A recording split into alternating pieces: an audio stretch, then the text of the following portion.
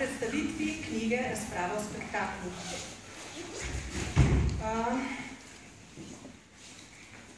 Pod roke mi pride drobna knjižnica, tanka, elegantna, sodobno oblikovana. Ne vem, kaj naj pričakujem, vse dokler me ne povzame tema, ki jo vsakodnevno doživljamo, se jo dotikamo z besedo, vendar nikdar na takšen način, kot jo obravnava knjiga Razprava o spektaklu. Razprava o spektaklu je tema, ki se dotika prav vsakega od nas. Nam osvetljuje dogajanje, tiste vrste vzrokov in posledic, ki se jih morda še ne zavedamo, ali pa se vsaj poredko zamislimo o njih. Tematika je vsekakor aktualna bolj kot kdajkoli prej. Ob izdaji te knjige prav gotovo lahko potrdimo javnost pravila manj je več. Profesor dr. Sandra Bašič-Krvatik je lepo dopolnila delo s spremno besedo in sicer. Knjiga je koristna, da bi lahko njeni bralci razumeli, zakaj ljubijo ali sovražijo medije, politike, športnike, borilce, zvezdnike ali pa sosede. Je knjiga za tiste, ki se upirajo in za tiste, ki so se sprijavili s tem, kje so in kako jim gre. Profesor dr. Ernest Ženko pa utemeljuje pomembnost izdanega dela tako za slovenski kot tudi širši prostor, saj si razprava o spektaklu kot pojavu po pomenu in vlogi v družbi zasluži nedvomno večjo pozornost. V delu sta avtorja obravnavala najpomembnejše teoretike spektakla, ga kontekstualizirala v današnji čas in prostor. Knjiga je razdeljena v 4 sklope, predstavlja najpomembnejše teoretike spektakla, katerih teorije se povsem ne skladajo, včasih celo nasprotujejo. Pogovor z avtorjema knjige, profesor dr. Vladom Kotnikom ter dr. Nevenem Šulcem, bomo vodili Rebeka Bratoš-Gornik po medijski plati in Branko Borbanija po antropološki plati. Prav morda najprej vprašanje za vas, dr. Kotnik. Kaj mora imeti, kateri pogoji morajo biti izpolnjeni, da dobi dogodek ali oseba karakter spektakularnosti?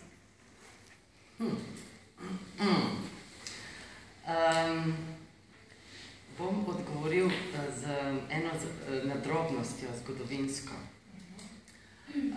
Torej, danes, ko govorimo o spektaklu na vsakem koraku in ko se zdi, da ga nimamo nikoli dovolj, torej, da nas ne, to je tudi ena izmed njegovih zanimivih funkcij, torej, da je vrhunec tudi že ta zapotešitev, je recimo ena stvar iz zgodovine, recimo, da nekoč, recimo še do začetka 20. stoletja, spektakel ni bil tako negativno označevan, če je bil torej izenačen z osebo, torej posameznikom. Recimo, lahko je nakazoval, recimo, za aristokrate je bilo nujno, torej, da so izvajali spektakel svoje lastne persone. To je bilo konstitutivnega pomena zato, da so bili prepoznani, da so nekaj več, nekaj drugačnega, torej višje eleviranega, recimo v družbi. Torej, če je bil nekdo aristokrat, torej se mu je povsem pritikalo, torej, da iz svoje persone dela spektakel. Eksces, skratka, ali modni, ali kakšen drugačen, torej, o čemer se bo govorilo, torej, to je bilo nekaj, torej, to je bilo pozitivnega. Danes, recimo, bi se to pretežno vrednoti negativno. Torej, če nekdo pretirava, recimo, s kakšno ekshibicijo in tako naprej. Torej, iz zgodovine poznamo tudi eno drugo normo. In torej, človek, ki je imel potencial, da so ga drugi imeli, torej, da je to spektakel na 2 nogah, recimo imamo tudi literaturi, je nakazovalo na njegovo višji družben položaj. Kajti za podložnike se ni pričakovalo, da bi imeli ta talent. Torej se to spreminja skozi čas? Ja, seveda se spreminja skozi čas. Sej, mogoče recimo sama spektakel, recimo, ne, je zelo relativno pozno prišel, recimo, poskus neke teoretizacije, ne. Do sredine 20. stoletja je spektakel, ki sicer torej ni niti nova beseda, niti še manj pa fenomen, ne. Skratka, ni imel neke resne teoretizacije, ne. Torej je deloval vse skozi zelo izmuzljiv pojem in se mi zdi, še danes ima ta status v teoriji. Ne? Kot nekaj zelo izmuzljivega, kot nekaj, kar je težko opisati, kot nekaj, kar je težko opredeliti. Ne? In namen te najine knjige je pa bil, da vendarle nekaj o spektaklu se pa glede na doslej, kar je bilo povedano, ne? Pa lahko že pove, ne, kaj pertinentnega, kaj bolj konciznega, ni pa, ne, ampak res pa je, torej, da tukaj v tej knjižici torej niso ravno čisto vse teorije zajete, ne, da je že bil to en nabor, torej ta knjižica bi lahko imela tudi nadaljevanje, še dodatne avtorje, ne, to je prvo. Torej, in drugo, torej, ta knjižica ni niti o zgodovini spektakla, ne? Je res bolj torej, soočanje torej, s teoretskimi pogledi, točno. Ne pa toliko, recimo, da bi zdaj spoznali od antike ali pa še prej, recimo, iz drugih kultur, torej, ne, inkovskih, kitajske, sumerske in tako naprej, babilonske in tako naprej, kakšne egipčanske. Torej, to ni bilo namen tega dela, ne? Namen je bil bolj teoretski, no? In to skozi določene avtorje in mogoče vendarle tudi malo ilustrirati potem, ne? Hvala. Gospod Šuljac, vi kot zdravnik, kaj vas je zaneslo raziskovanje spektakla? Torej, zaneslo me je to, da sem opisal doktorat teorije vizualne kulture. In sicer vlogo spektakla v evropski kulturi.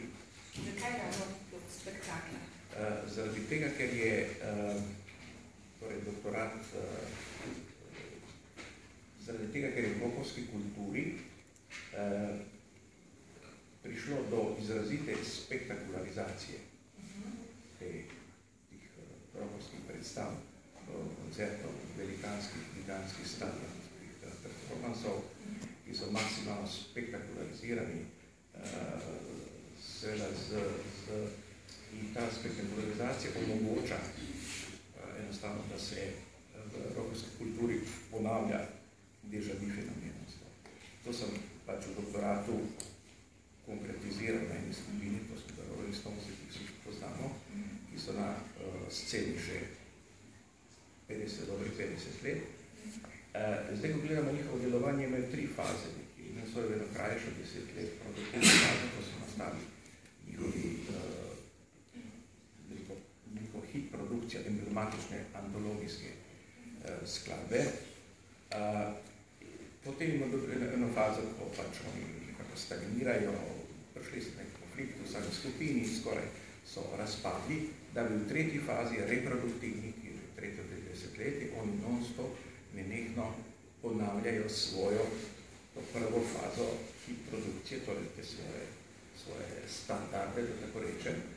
In to jim seveda sprašujemo se, kako je to možno in kako je dejansko ni prišlo do zasičenja saturacije z nenehno taktiko ponavljanja. In to smo pojasnili z teorijami spektakla. Namreč spektakl nam spremeni oziroma gledalcem enostavno zabriše pravo resnico, da tu ni več neke kreacije, neke pametnega komponiranja, nekih novih skladb, nenehno ponavljanje, ki zabriše resnico v temo in enostavno omogoči neprepoznavanje tega. In z spektakelskimi prijemi načeli, kot so medijski, spektakularizacija vsega življenja, biografije, pač njihovih zasebne sfere, poroke, razveze, levo, desna, ločitve, skratka vse, kaj je vezano za škandal v evropskem svetu, To enostavno prepriča publiko, da pač doživeli nekaj novega, nekaj takega. Recimo eno tipični medijski prijem prevare, oziroma prevare napetosti, da se poveča interes, je recimo, ko oni pač glamorozno najavijo turnejo, potem se točno piše, recimo, koliko ljudi je potrebno da si ta dogodek nastavno scensko prigradijo, torej aparat, koliko kamionov da prenese naprej, koliko kilometrov kablov električnih, koliko je vlastnih agregatov, luks in decibeli in tako dalje, vsekotrajnosti. In to seveda ima funkcijo, da bomo doživeli nekaj izjemnega, nevidenega in da se ta enostavno dogodek ne more izpustiti. V bistvu ste že tudi odgovorili na vprašanje, kako vi vidite brisanje meja med sfero umetnosti in vsakdanjega življenja. Tukaj že praktično ni več meja. Je to pač postalo spektakularizacija vsakdanjega. Še vi, doktor Kotnik, kaj vi menite, kakšna je po vašem mnenju funkcija in namen spektakla v družbenem življenju za posameznika in tudi na splošno družbenem življenju? Ja, če mi dovolite, se še prej navežem lahko na tole, kar je bilo pravkar končano. In sicer to, kar ste govorili o tej, da ni več neke ločitve med umetnostjo in tako naprej. Baudrillard uporabi pa ni edini, še drugi uporablja en izraz, mislim, pretakanje. To enako je tudi, ta izraz se je uveljavil tudi potem, recimo, pri našem odnosu med človekom kot subjektom in napravami. Recimo, medijskimi tehnologijami, ko ni več razlike med torej mašino in človekom. Ko teče en nenehen krogotok med, recimo, torej, ko mašina torej dobi en duh. Objekt postane subjekt, ne? Tako da v nekem smislu, ne vem če, ampak pač, skratka, gre za eno tako internalizirano, ne vem, eno subjektivizacijo, ja, torej, recimo napravne. Mobilni telefon je tak, recimo. Drugače pa, ja, funkcija spektakla, najprej treba povedati, torej, da spektakel je verjetno toliko star kot človeštvo, da je človek je inherentno spektakelsko bitje v tem smislu, da ga govorim tako grobo sociološko opredelitvijo. Zato, ker so jih poznali vse družbe. Vse družbe so poznale dogodke, ki so bili to, kar bi rekli, dogodki, ki so bili določujoči, epohalno določujoči, recimo, ali pa epohalno, no. Danes imamo to pretirano skrb za tem, da bi teh dogodkov bilo veliko, ampak skratka so jih poznali vse družbe, tako da to že govori, da spektakel očitno ima neko funkcijo, da služi neki funkciji, in bi rekel, da kakšni temeljnih funkcij celo, recimo, ali pa zadovoljuje zelo temeljne potrebe lahko človeka, recimo potreba po obveščenosti, potreba po pozornosti in tako naprej. Skratka, imamo različne vrste spektaklov in od tega je bila odvisna njihova funkcija tudi. Imamo spektakle emancipacije, identifikacije, komemoracije, in glede na to, na tipe, potem bi lahko tudi te funkcije lažje razbrali, recimo. Skratka, jaz menim, da spektakel, mislim, da je dejansko mogoče današnji spektakl, prej smo se pogovarjali še s profesorjem Ženkom o tem, in jaz se strinjam, da dejansko današnji, recimo, danes, recimo, nekoč je bila religija tisto, ena iluzija, eno lepilo, recimo, danes je verjetno spektakl, ki je stopil na mesto religije, ker religija nima več sekularizirani družbi nima več takšnega nezdvomljenega, ne rečemo, da nima svojega položaja, ampak nima več tako nezdvomljenega položaja, kako ga je imela nekoč. Ne? In na to mesto so stopile neke druge forme, ne? Kulturne. Ne? In mogoče je spektakel ena izmed teh, ne? Ki nam, torej, ker če gledamo, ne, večina teoretikov, ne, recimo, vendarle že od Deborja, ne, ki je skorda, ne vem, elementaren avtor, ne, ker on napiše prvo študijo prav namenjeno spektaklu. Ne. Skratka, za njega je spektakel docela negativen pojav. Ne. Spektakel je sinonim za masko, za iluzijo, za izumetničenost, za prenarejenost, ne za tisto, kar bi bilo dejanska realnost, torej nasprotje od tega. Ne. Tako da in recimo tudi Baudrillard, ki poveže spektakel za simulacijo, ne, do neke mere tudi torej Douglas Kellner, ki se pretežno ukvarja torej z medijskimi spektaklimi, zelo aktualnimi, ampak jih poveže seveda v tem, torej poveže z zgodbo o ekonomiji svetovni, ne, o tem, ne, tudi o tem smo se prej pogovarjali, kako je spektakel lahko ekran za globalne transakcije, recimo olimpijske igre so lahko takšen primer, ne, recimo. Ali pa to, ampak no, imamo pa tudi kakšnega avtorja, ne, recimo, ki pa mogoče spektakel ne razume čist na tej vrednostno obarvani relaciji negativno-pozitivno. Ne. Recimo Mekalun je že takšen, ne. On izhaja iz tipično te bolj antropološke pozicije. Ne. In za njega v načelu spektakel ni niti negativen na sebi, niti pozitiven. Ne. V tem smislu. Ne. Pravi, da, torej, da šele torej, v tem, torej, da raziskovalec torej, dekonstruira, kako se negativnost in ne, ali pa pozitivno spektakla konstruirata med ljudmi v neki skupnosti. Ne. Torej, šele na podlagi tega lahko kaj rečemo v zvezi s tem. Ne. On ne izhaja sploh ne iz te pozicije. Ne.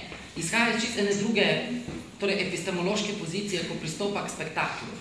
Ne. Kot opazovalec, ne?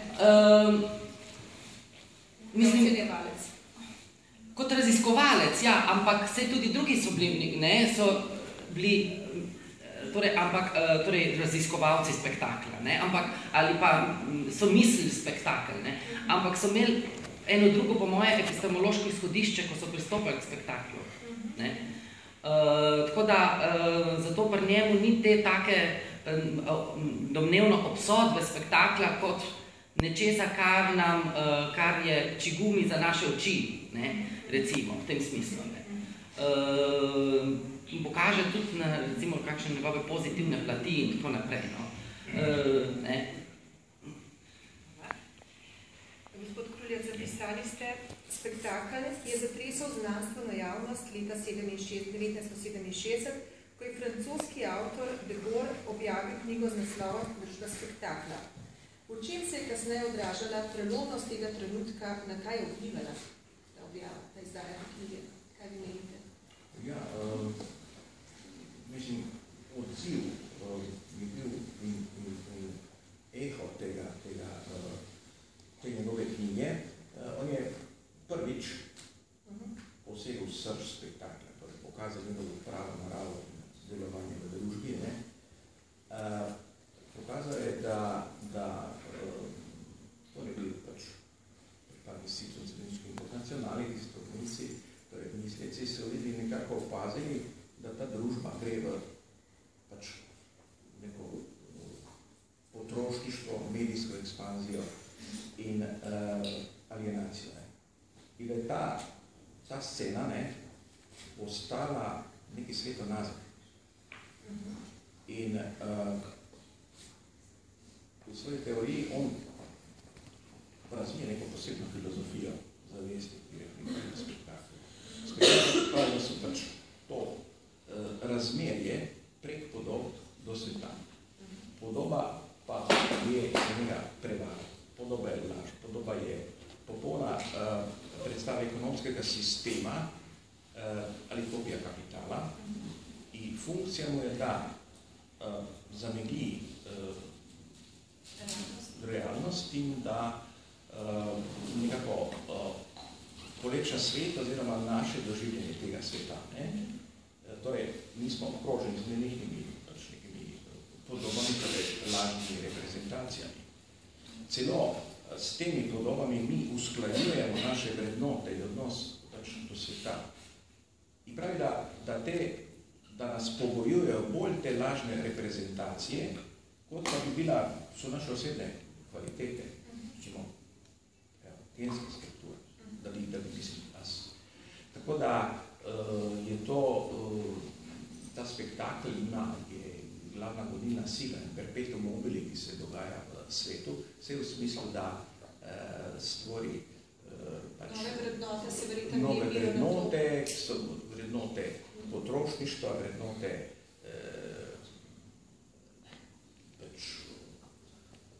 zabave, užitka. Spektakl pa družba funkcionira, spektaklska na užitku, zabave, na porabi. Torej, stvoriti stanje duha, kupujemo pa mi podobe, nagirane predstave. Spektakl je en ekran, ki nas obkroža in nam pokrije to nasilno potrošnjo za tega sredijo kapitala, za amerikanskih korporacij. In mediji pa so temu spektaklu dali gromozansko moč, ujačali so to njegovo funkcijo, zavaravali proti njega, da tako rečemo, in naspravili nas v pozicijo suženstva, življenja v svetu iluzij. Predvsem je to, torej, mediji nam servirajo vladajoče norme obnašanja oziroma ideologije in vrednote. Predvsem pa ta ameriška kultura, ki je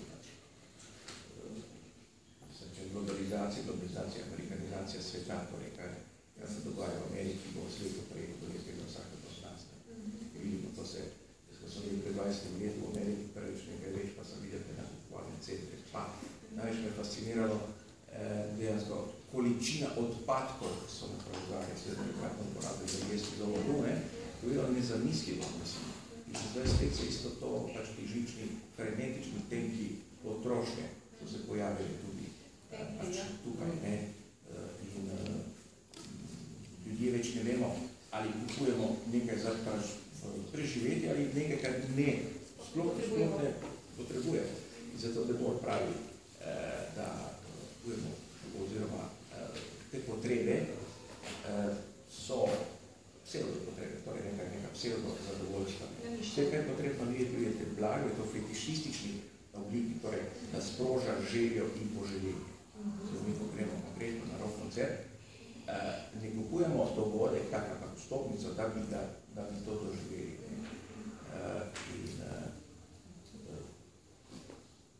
to je pač Debord, torej potem delimo ta spektakl na biti koncentrirani in pooseblja totalitarno družbo oziroma diktatorsko osebnost, ki nas pač diktira, kako naj se ponaša.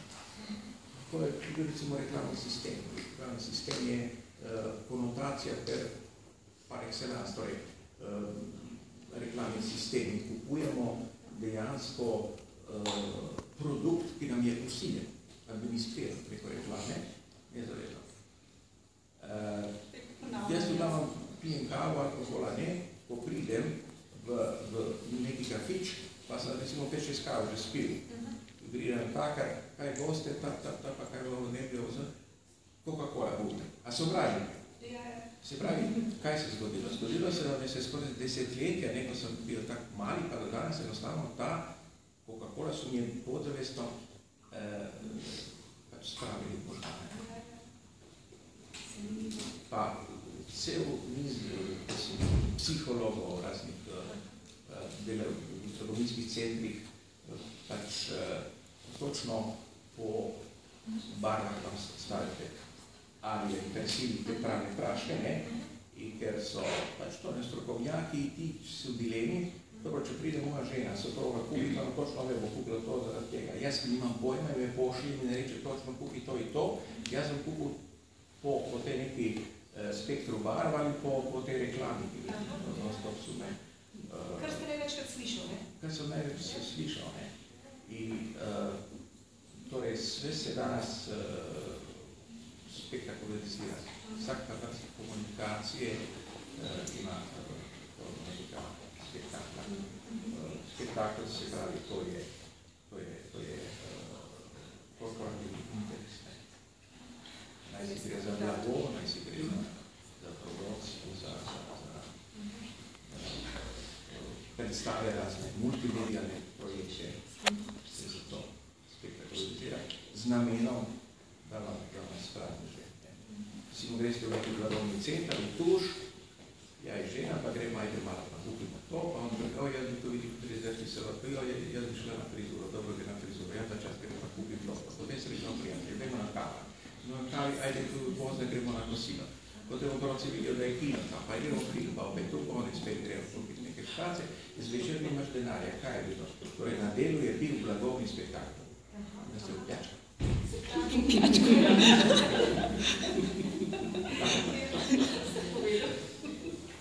Preprosto, to je. Najprej pozdrav še z moje strani. Sem imela popravljeno vprašanje za vas, kakšna je funkcija spektakla, družbi potrošništva, blagovnega fetišizma in množičnih medijev, ampak mi že slišali, ja. Pa me zanima, spektakel predstavlja tudi beg iz realnosti, kar se mogoče že navezuje na to, kar ste prej omenili.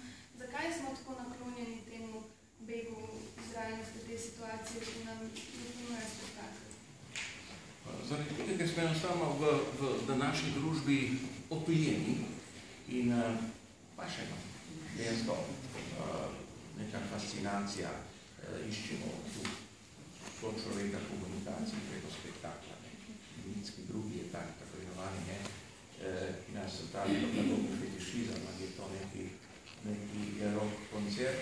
Torej, recimo, bodrija, glede tega, ne točno odgovorno vprašanje. Zavedamo se, da enostavno ne moremo nič narediti, tudi nočemo nič narediti. In svoje ta želje za resnico prevestimo v spektakl samo. Nočemo, ne. Debor, oziroma mislim, da je meni dekoratorno, ali da neka umetnost lahko veliko neko nasprotje, ne, može konkurirati spektakl. Da naše, recimo, koliko se bacimo v virtualni prostor, pa preko interneta imamo te klepetarnice gor dol, pa Greenpeace, pa No Logo, razni tega, ampak to je vse skupaj pesek v oči, mislim, da to ne more konkurirati neki milijardni investiciji, ki se pač investira, da bi se oglaševal, reklamiral in produciral spektakl. Ima funkcijo, da povrne investitor po 10-krat na vrednost tega. Kaj ste še vprašali? Mislim. Beg iz realnosti. Ja, beg iz realnosti. Beg je prvo dejansko eskapizem. Poglejte, industrializacija, urbanizacija, potroška družba, mediji, upad religiozni, torej sekularizacije pripelja do atomizirane množice, ki so postale žrtve kulturnih industrij, katera pač postali se množice, postale so sodobni trg. In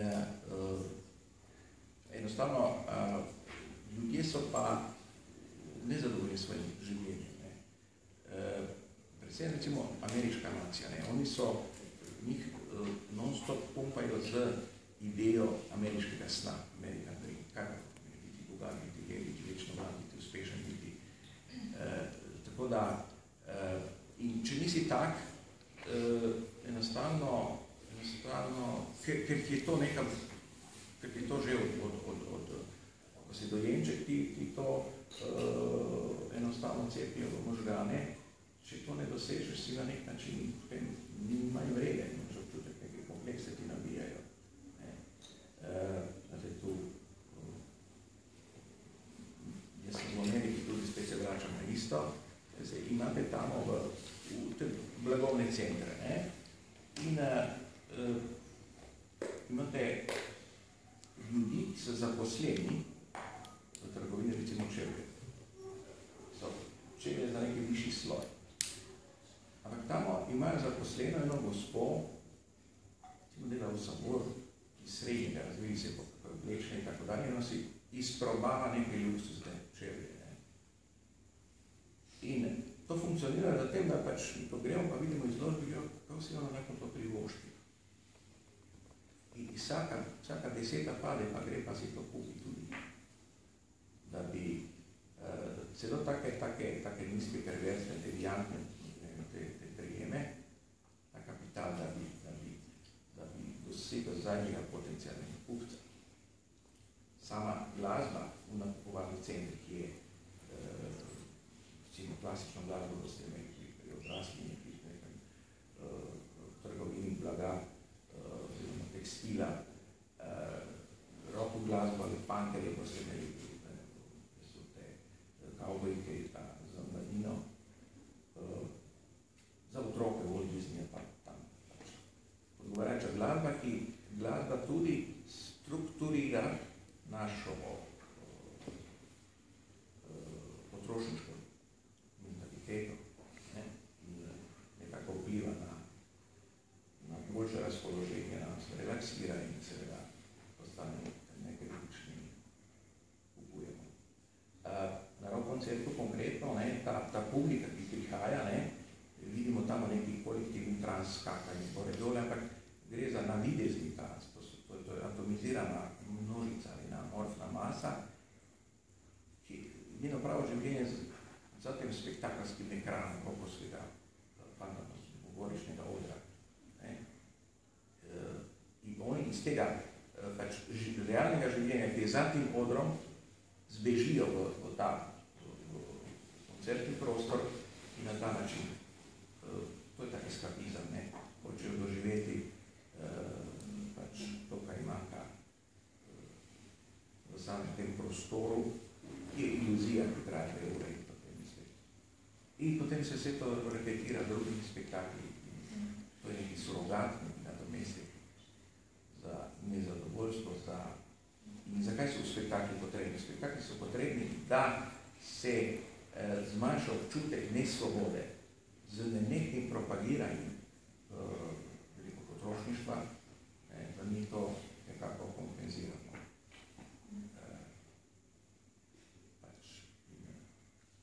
Na ta način zadovoljimo spektakelsko družbo. Spektakelska družba, to so oligarhične nekaj elit, ki vrtijo plane. Kot smo že slišali, spektakelska družba funkcionira po porabi, užitku in zabavi odtujenih porabnikov. Kako bi po vašem mnenju, kakšna bi bila družba, ki ni spektakelska? Ali taka družba sploh lahko obstaja? Imamo mogoče kje kakšen primer? Po moje takšne družbe ni. Mislim, zakaj? Mislim, treba je, da mi govorimo zdaj o spektaklu predvsem z torej zahodnocentristične pozicije. Mogoče je treba ta spektakl